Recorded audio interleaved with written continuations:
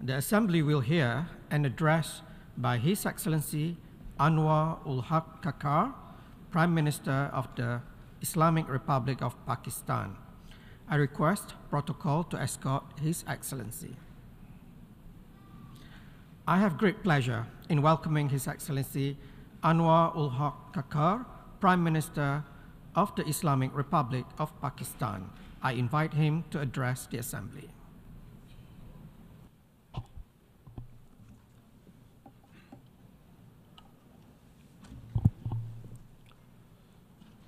Bismillahir Rahmanir Rahim. Mr. President, Excellencies, Head of State, Government and delegations, ladies and gentlemen, on behalf of the government and people of Pakistan, I convey to you, Mr. President, our warm congratulations on your elections to guide the work of this historic session of the UN General Assembly. I'm confident that your vast diplomatic experience and the sunny disposition of your beautiful island country will enable you to steer this assembly to a most successful conclusion. Mr. President, we are meeting at a tense and pivotal moment in modern history. Conflicts rage in Ukraine and in 50 other places around the world. Tensions between the global powers have continued to escalate. We see the rise of new and old military and political blocs. Geopolitics is resurging when geoeconomics should have primacy in the world. The world cannot afford Cold War 2.0. There are far greater challenges confronting humankind which demand global cooperation and collective action. The world's economic prospects also appear gloomy. Global growth is slow. High interest rates could trigger a recession. A succession of exogenous shocks, COVID, conflict, and climate change have devastated the economies of many developing countries. Many countries of the global south have barely managed to stave off defaults. Poverty and hunger have grown, reversing the development gains of 3 decades. At yesterday's SDG summit, far-reaching commitments were made to implement the Sustainable Development Goals. We must ensure implementation of the SDG stimulus, the rechanneling of unused special drawing rights for development banks, and the resolution of the debt problems of the 59 countries in debt distress.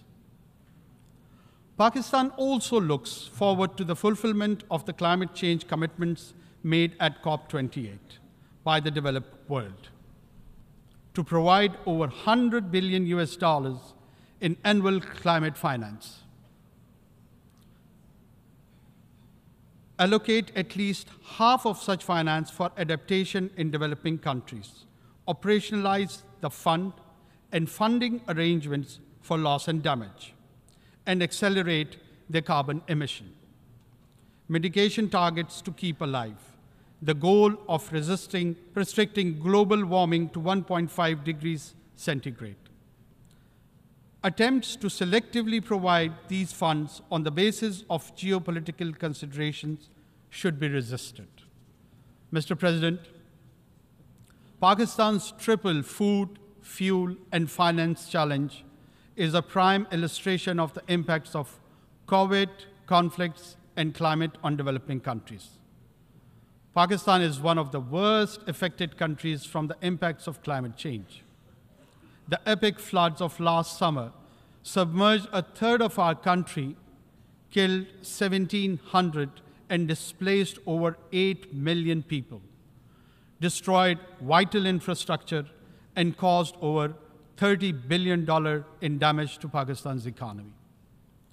Pakistan is gratified by the commitment of over $10.5 billion for Pakistan's comprehensive plan for recovery, rehabilitation, and reconstruction with resilience. The 4RF plan at the Geneva conference last January.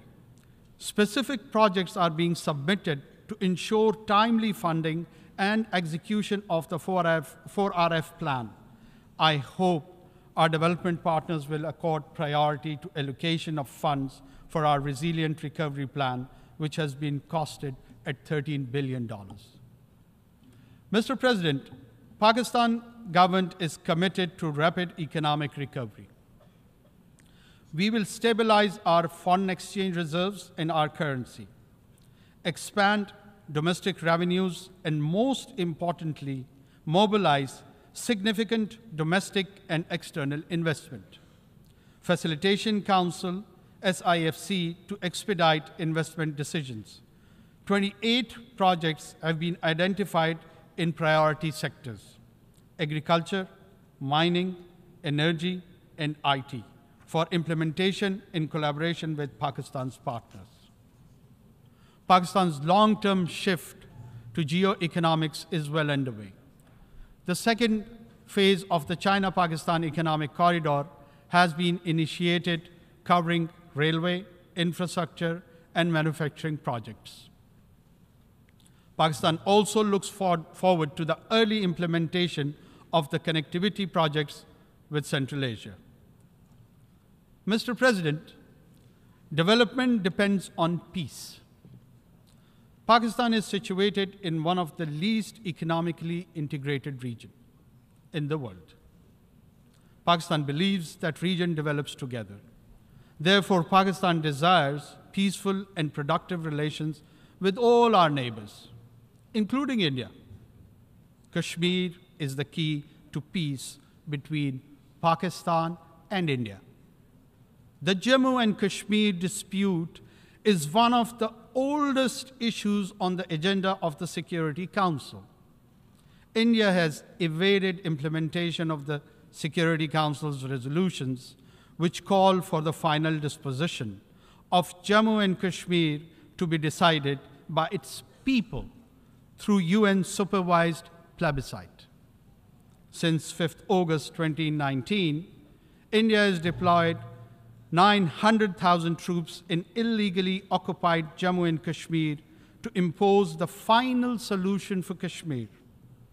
To this end, India has imposed extended lockdowns and curfews, jailed all genuine Kashmiri leaders, violently suppressed peaceful protests, resorted to extrajudicial killings of innocent Kashmiris in fake encounters, and so-called cordon and search operations, and imposed collective punishments destroying entire villages. Access to occupied Kashmir, demanded by the UN High Commission for Human Rights and over a dozen special rapporteurs, has been denied by New Delhi. Mr. President, the UN Security Council must secure the implementation of its resolution on Kashmir. The UN Military Observer Group for India and Pakistan should be reinforced. Global powers should convince New Delhi to accept Pakistan's offer of mutual restraint on strategic and conventional weapons. Mr. President, peace in Afghanistan is a strategic imperative for Pakistan. Pakistan shares the concern of international community with respect to Afghanistan, particularly the rights of women and girls. Yet we advocate continued humanitarian assistance to a destitute Afghan population, in which Afghan girls and women are the most vulnerable, as well as revival of the Afghan economy and implementation of the connectivity projects with Central Asia.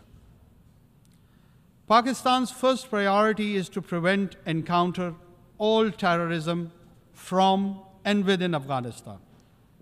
Pakistan condemns the cross-border terrorist attacks against Pakistan by the TTP, Daesh, and other groups operating from Afghanistan. We have sought Kabul's support and cooperation to prevent these attacks. However, we are also taking necessary measures to end this externally encouraged terrorism. Mr. President, Pakistan welcomes the progress made towards ending the conflicts in Syria and Yemen. In particular, we warmly welcome the normalization of relations between the Kingdom of Saudi Arabia and the Islamic Republic of Iran. Unfortunately, the tragedy of Palestine continues, with Israeli military raids, airstrikes, expansion of settlements, and eviction of Palestinians. Durable peace can be established only through a two-state solution and the establishment of a viable and contiguous Palestinian state within the pre-June 1967 borders, with Al-Quds al-Sharif as its capital. Mr. President, UN peacekeeping has been a success story. Over more than 6 decades, Pakistan has contributed 230,000 peacekeepers in 47 missions across the world. Today, UN peacekeepers face complex and unprecedented challenges, especially from criminal and terrorist groups, as in the Sahel. We must ensure the safety and security of peacekeepers. Pakistan shall continue to work with the UN to develop the capabilities and more robust mandates required for successful enforcement actions by UN and international forces where needed. Mr. President, we must counter all terrorists without discrimination, including the rising threat posed by far-right extremist and fascist groups, such as Hindutva-inspired extremists threatening genocide against India's Muslims and Christians alike. We also need to oppose state terrorism, address the root cause of terrorism, such as poverty, injustice, and foreign occupation, and distinguish genuine freedom struggles from terrorism.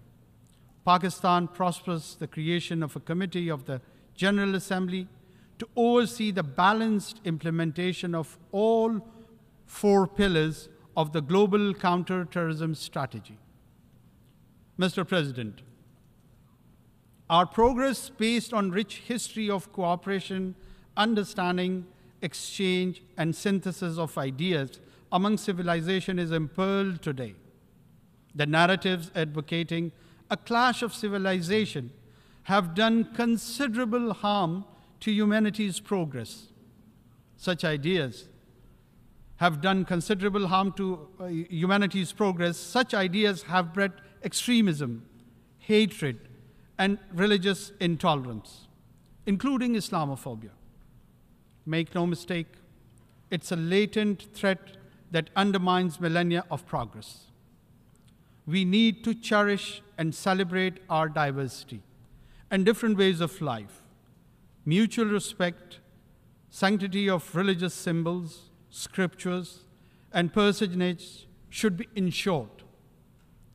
While Islamophobia is an age-old phenomenon, however, after the 9/11 terrorist attacks, it has assumed epidemic proportions, as manifested in the negative profiling of Muslims and attacks on Islamic sites and symbols, such as the recent public burnings of the Holy Quran.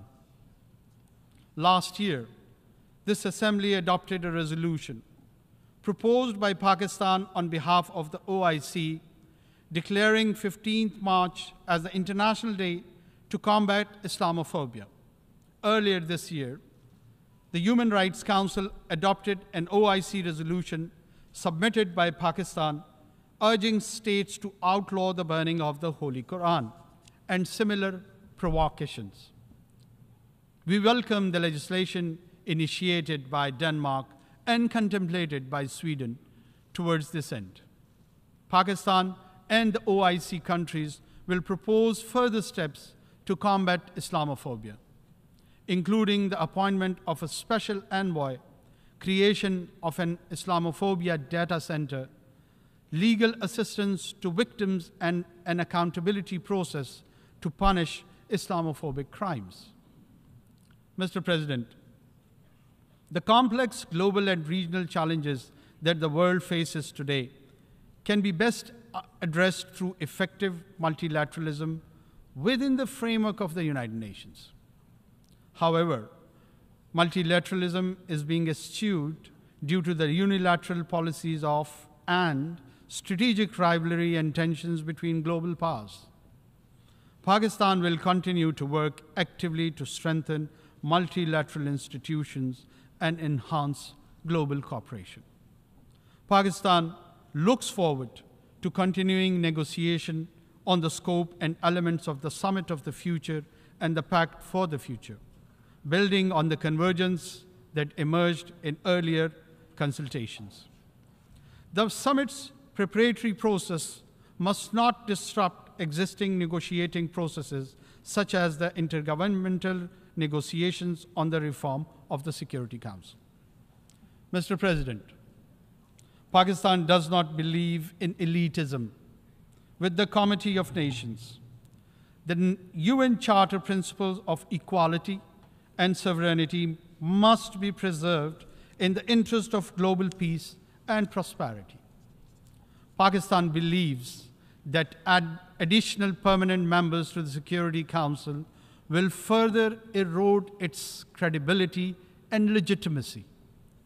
The widest possible agreement can be best achieved on the basis of the Uniting for Consensus Group's proposal for expansion of the Council only in the non-permanent category, with provision for a limited number of long-term seats. Mr. President, Pakistan believes that to build, preserve, and promote peace and prosperity today and in the future, it is vital to reduce great power rivalry and tensions, ensure strict adherence to the UN Charter, consistently implement Security Council resolutions, eliminate the root cause of conflicts, and respect the principles of non-use of force, self-determination, sovereignty, and territorial integrity, non-interference in the internal affairs of the states, and peaceful coexistence. Pakistan will work diligently and actively with all member states to realize these vital elements of a new, equitable, and peaceful world order. I thank you. On behalf of the Assembly, I wish to thank the Prime Minister of the Islamic Republic of Pakistan for the statement just made, and I request protocol to escort His Excellency.